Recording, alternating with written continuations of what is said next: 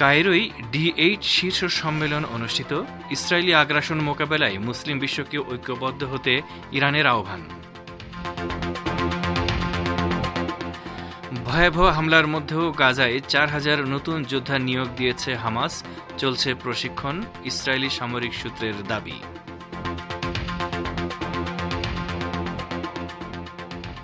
নির্বাচন নিয়ে অন্তর্বর্তী সরকারের বক্তব্য অস্পষ্ট ও হতাশাজনক, বললেন বিএনপি মহাসচিব মির্জা ফখরুল ইসলাম আলমগীর। এবং আম্বেদকর ইস্যুতে কংগ্রেস ও বিজেপির সংঘর্ষে আহত ২, এন্টালিতে অতিরিক্ত পুলিশ মোতায়েন, প্রকাশ আম্বেদকরের প্রতিবাদ।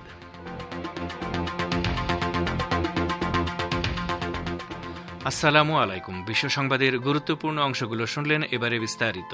পরিবেশনায় রয়েছি রেজওয়ান হোসেন।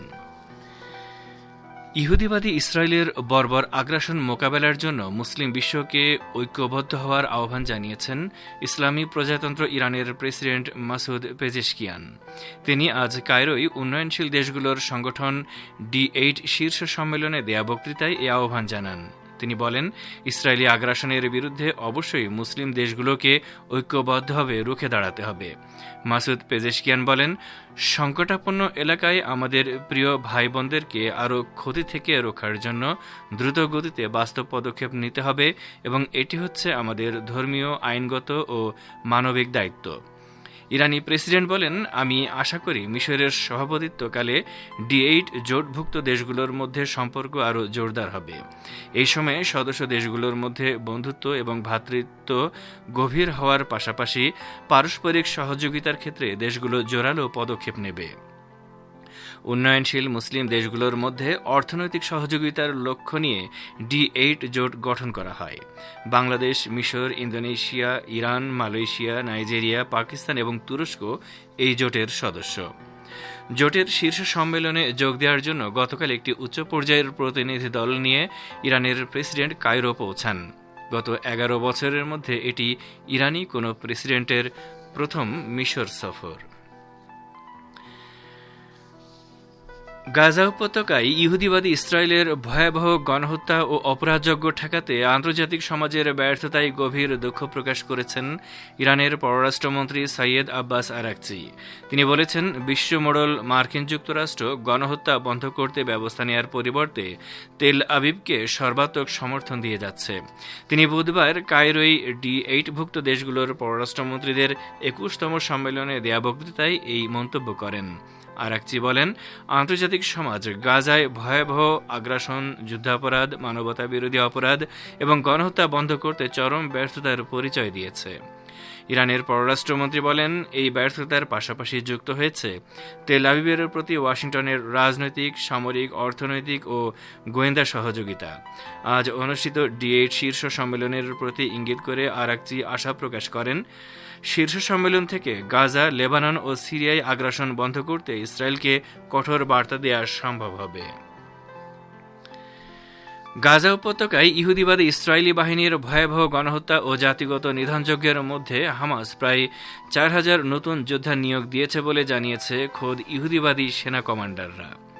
বুধবার ইহুদিবাদীদের নিয়ন্ত্রিত নিউজ ওয়েবসাইট ওয়াল্লা এই খবর দিয়েছে। ইসরায়েলি সেনা কমান্ডারদের উদ্ধৃতি দিয়ে এটি বলেছে, হামাস বিগত মাসগুলোতে নতুন করে নিয়োগপ্রাপ্ত যোদ্ধাদের প্রশিক্ষণ দিয়ে আসছিল। ইহুদিবাদী সেনা কর্মকর্তারা দাবি করেছেন, নতুন যোদ্ধারা হামাসের সেই সব কমান্ডারের সঙ্গে কাজ করছে যারা ইসরায়েলের ভয়াবহ হত্যাযজ্ঞ থেকে প্রাণে রক্ষা পেয়েছেন। তারা আরও বলেছেন, উত্তর ও দক্ষিণ গাজায় ইসরায়েলের বিরুদ্ধে যুদ্ধ করার জন্য হামাস নিজেকে পুনর্গঠিত করার চেষ্টা করছে। ইহুদিবাদী সেনা কর্মকর্তাদের এই দাবির ১ মাস আগে হামাসের সামরিক বাহিনী ইজ্জাদিন আল কাসাম ব্রিগেডের একজন সিনিয়র কমান্ডার বলেছিলেন, গাজা উপত্যকা জুড়ে ইসরায়েলের ভয়াবহ হামলা সত্ত্বেও তারা নতুন যোদ্ধা নিয়োগ দিয়েছেন। গাজার যুদ্ধক্ষেত্রের উপর আল কাসাম ব্রিগেড নিয়ন্ত্রণ হারিয়ে ফেলেছে বলে ইহুদিবাদী সামরিক বাহিনী ও গণমাধ্যম যে দাবি করে আসছে তা প্রত্যাখ্যান করে ওই কমান্ডার বলেন, উপত্যকা জুড়ে কমান্ডারদের নিজেদের মধ্যে এবং সার্বিকভাবে হামাস নেতাদের মধ্যে চমৎকার যোগাযোগ ও বোঝাপড়া রয়েছে। ইহুদিবাদী ইসরায়েলের রাজধানী তেল আবিবের মেট্রোপলিটন এলাকা লক্ষ্য করে ইয়েমেন থেকে ছোড়া ক্ষেপণাস্ত্রের ভয়ে 10 লাখের বেশি মানুষ আশ্রয়কেন্দ্রে লুকিয়েছিল। গতরাতে ছোড়া ক্ষেপণাস্ত্রটি সরাসরি তেল আবিবের কেন্দ্রস্থলে আঘাত হানে। ইসরায়েলি গণমাধ্যম জানিয়েছে, ক্ষেপণাস্ত্রটি তেল আবিব মেট্রোপলিটনের গুশডেন এলাকায় আঘাত হানে। ওই এলাকায় ইহুদিবাদী সরকারের অর্থনৈতিক ও প্রযুক্তি খাতের গুরুত্বপূর্ণ বহু স্থাপনা অবস্থিত। খবরে বলা হয়েছে, ইয়েমেনি ক্ষেপণাস্ত্রের আঘাতে এলাকার বেশ কয়েকটি গাড়ি ক্ষতিগ্রস্ত হয়েছে। আহতদের উদ্ধার এবং হাসপাতালে নেয়ার জন্য বেশ কয়েকটি অ্যাম্বুলেন্সকে ছোটাছুটি করতে দেখা যায়। ইসরায়েলি গণমাধ্যম বলছে, ইয়েমেন থেকে ছুটে আসা এই ক্ষেপণাস্ত্রের আঘাতে ইসরায়েলের মধ্যাঞ্চলে বিশাল বিস্ফোরণের শব্দ শোনা যায়। এদিকে জেরুজালেম পোস্ট জানিয়েছে, পবিত্র আল কুদস শহরেও বেশ কয়েকটি বিস্ফোরণের শব্দ শোনা গেছে। ইসরায়েলের বর্বর সামরিক বাহিনী জানিয়েছে, ইয়েমেন থেকে ছুটে আসা ব্যালিস্টিক ক্ষেপণাস্ত্রের কারণে প্রায় পুরো ইসরায়েল জুড়ে সাইরেন বাজানো হয়। এছাড়া এইলাদ বন্দরনগরীতে ক্ষেপণাস্ত্র প্রতিরক্ষা ব্যবস্থা সক্রিয় করা হয়েছিল। ইয়েমেনের সামরিক বাহিনীর মুখপাত্র ব্রিগেডিয়ার জেনারেল ইয়াহিয়া সারি বলেছেন, তিনি আগামী কয়েক ঘন্টার মধ্যে গুরুত্বপূর্ণ বিবৃতি প্রকাশ করবেন। ধারণা করা হচ্ছে, এই ক্ষেপণাস্ত্র হামলার ব্যাপারেই তিনি কথা বলবেন।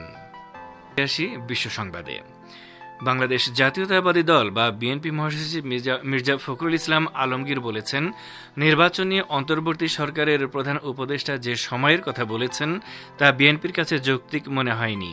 তিনি বলেছেন, আমরা আশা করেছিলাম প্রধান উপদেষ্টা রোডম্যাপ দেবেন, কিন্তু তিনি তা দেননি। এটা আমাদের হতাশ করেছে। আজ রাজধানীর গুলশানে বিএনপি চেয়ারপারসনের কার্যালয়ে এক সংবাদ সম্মেলনে কথা বলেন মির্জা ফখরুল। গতকাল বুধবার রাতে বিএনপির স্থায়ী কমিটির সভার সিদ্ধান্ত জানাতে এই সংবাদ সম্মেলনের আয়োজন করা হয়।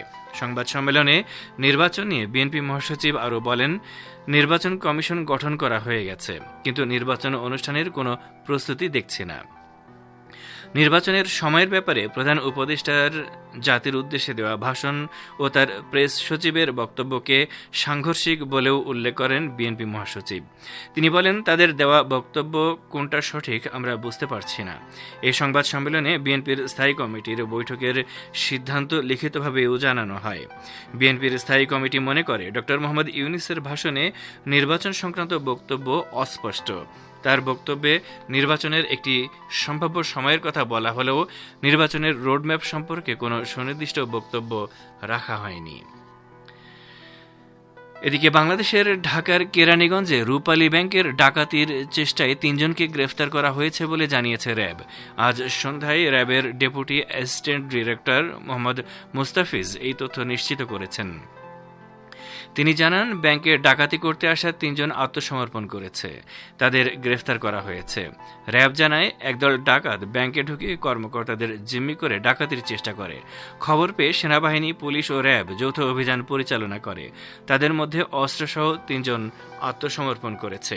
তাদের বয়স আনুমানিক 20 থেকে 30 বছর।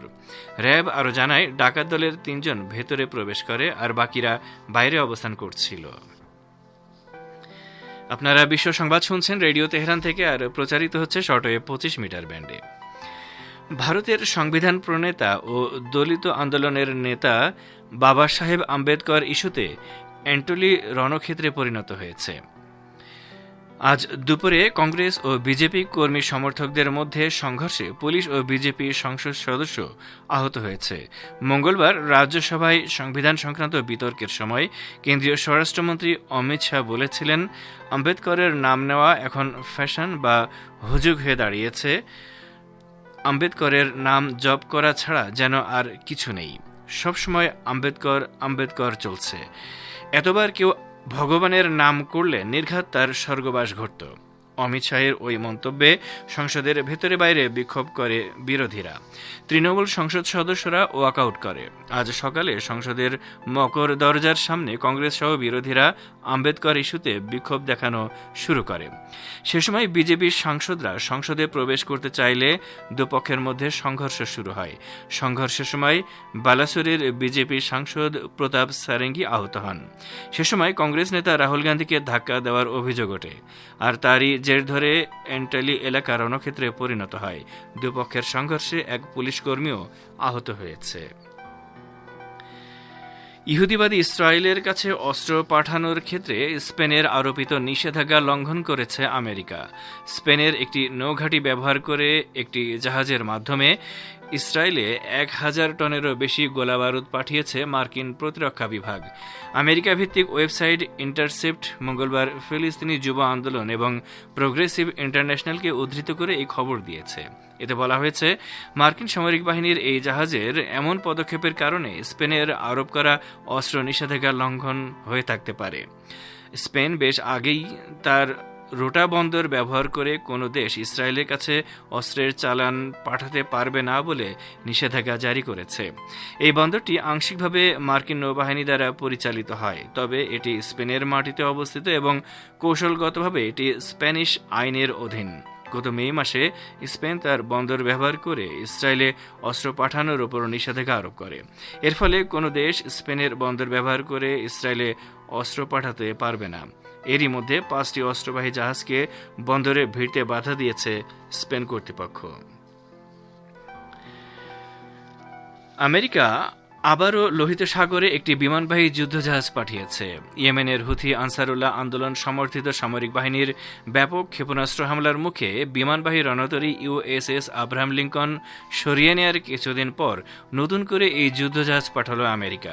মার্কিন সামরিক বাহিনীর কেন্দ্রীয় কমান্ড বা সেন্টকম জানিয়েছে, লোহিত সাগরে নিমিটজ ক্লাস বিমানবাহী রণতরী ইউএসএস হ্যারি ট্রুম্যানের সাথে ক্যারিয়ার এয়ার উইং 1, একটি destroyer squadron, guided missile cruiser USS Gettysburg এবং 2টি আর্লিকবার্গ ক্লাস গাইডেড মিসাইল ডেস্ট্রয়ার রয়েছে। কিছুদিন আগে ইয়েমেনি নৌ ইউনিটগুলো ইউএসএস আব্রাহাম লিঙ্কনের বিরুদ্ধে 2টি বড় সামরিক অভিযান চালানোর পরে সেটি লোহিত সাগর ছেড়ে চলে যায়। এর আগে মার্কিন বিমানবাহী রণতরী আইজেনহাওয়ার এবং রুজভেল্টও ইয়েমেনি সামরিক বাহিনীর হামলার মুখে লোহিত সাগর ছেড়ে চলে যেতে বাধ্য হয়। আর এরই সাথে শেষ করছি, এবারে আমন্ত্রণ জানাচ্ছি সংবাদ ভাষার অনুষ্ঠান দৃষ্টিপাতে। রাশিয়ায় নিযুক্ত ইরানের রাষ্ট্রদূত কাজেম জালালি বলেছেন, পশ্চিমের সঙ্গে ইরান ও রাশিয়ার পার্থক্যের ক্ষেত্রে গভীর সাংস্কৃতিক বিষয় জড়িত। এ সম্পর্কে আজকের দৃষ্টিপাতে রয়েছে একটি পর্যালোচনা, পড়ে শোনাচ্ছেন বাবুল আখতার। রাশিয়ায় নিযুক্ত ইরানের রাষ্ট্রদূত কাজেম জালালি বলেছেন, পশ্চিমের সঙ্গে ইরান ও রাশিয়ার পার্থক্যের ক্ষেত্রে গভীর সাংস্কৃতিক বিষয় জড়িত। ফ্রেন্ডশিপ অফ নেশনস ইউনিভার্সিটি বা রোডেনের আন্তর্জাতিক সম্পর্ক বিভাগের ছাত্ররা মস্কোতে ইরানি দূতাবাসে রাশিয়ায় নিযুক্ত ইসলামী প্রজাতন্ত্র ইরানের রাষ্ট্রদূত কাজেম জালালির সাথে সাক্ষাৎ করতে গেলে তিনি এ মন্তব্য করেন। ইরানি বার্তা সংস্থা ইসনার উদ্ধৃতি দিয়ে ফার্স্টের খবরে বলা হয়েছে, এই বৈঠকে জালালি যে বিষয়গুলোর কথা উল্লেখ করেছেন তার মধ্যে একটি হল পশ্চিমাদের সঙ্গে ইরান ও রাশিয়ার পার্থক্যের মূল বিষয়গুলো। তিনি বলেন, আন্তর্জাতিক অঙ্গন হল পার্থক্য এবং অভিন্নতার ক্ষেত্র এবং এই উপাদানগুলো দেশগুলোর ব্লক এবং শ্রেণী বিভাগের ক্ষেত্রে প্রধান নির্ণায়ক হিসেবে কাজ করে। তিনি বলেন, ইরানের ইসলামী বিপ্লবের কেন্দ্রীয় স্লোগান হচ্ছে পূর্ব বা পশ্চিম নয়, একটি স্বাধীন পরিচয় পুনরুজ্জীবিত করাই এর প্রধান লক্ষ্য। বৈশ্বিক একতরফাবাদ নীতির কারণে তেহরান মার্কিন হস্তক্ষেপকামী নীতির বিরোধী এবং এর ফলে তাকে কঠোর নিষেধাজ্ঞার কবলে পড়তে হয়েছে। ইরানের অবস্থান বা বক্তব্যের অনেক ভক্ত বিশ্বে ছড়িয়ে রয়েছে উল্লেখ করে জালালি আরো বলেন, আমাদের যৌক্তিক যুক্তি হলো যে আমেরিকা যদি গণতন্ত্রের দাবি করে তাহলে আন্তর্জাতিক অঙ্গনে সরকারের ইচ্ছা কেন প্রাধান্য পাবে না, এবং একটি দেশের অভ্যন্তরে স্বৈরশাসন যদি খারাপ হয় তাহলে আন্তর্জাতিক অঙ্গনে কেন স্বৈরাচার থাকবে। সোভিয়েত ইউনিয়নের পতনের পর পশ্চিমের সঙ্গে সম্পর্ক স্থাপনের জন্য রাশিয়ান রাষ্ট্রনায়কদের দ্বারা অনেক প্রচেষ্টার কথা উল্লেখ করে জালালি বলেন, ইয়েলসিন পশ্চিমের সাথে যোগাযোগের আন্তরিক প্রচেষ্টা সত্ত্বেও বাস্তবে পশ্চিমারা তার নীতি আমলে নেয়নি। 2022 সালের 24শে ফেব্রুয়ারিতে রাশিয়ার প্রেসিডেন্টের বক্তৃতা উল্লেখ করে ইরানের রাষ্ট্রদূত স্মরণ করিয়ে দিয়ে বলেন, জনাব পুতিনের সরকার প্রাথমিকভাবে পশ্চিমের সাথে যোগাযোগ বাড়ানোর নীতি গ্রহণ করেছিলেন, কিন্তু পরে তিনি পশ্চিমাদের উদ্দেশ্য করে বলেন, আমরা ইউরোপীয় ইউনিয়নের সদস্য হতে, এমনকি নেটোর সদস্য হতে এসেছে, কিন্তু আপনারা তা গ্রহণ করেননি। পাশ্চাত্যের সঙ্গে রাশিয়ার বিরোধের মূল কারণ এবং আন্তর্জাতিক অঙ্গনে ইরান ও রাশিয়ার ইতিবাচক ভূমিকায় আমেরিকার বিরোধিতা উল্লেখ করে জালালি স্পষ্ট করে বলেন, পশ্চিমের সাথে ইরান ও রাশিয়ার পার্থক্যের অন্যতম একটি জায়গা হচ্ছে গভীর সাংস্কৃতিক পার্থক্য। তিনি যোগ করে বলেন, আমরা আমেরিকান উদার গণতন্ত্র অনুসরণ করতে পারি না, কারণ আমাদের এমন একটি দেশ যেখানে 3000 বছরের বেশি লিখিত সভ্যতা রয়েছে।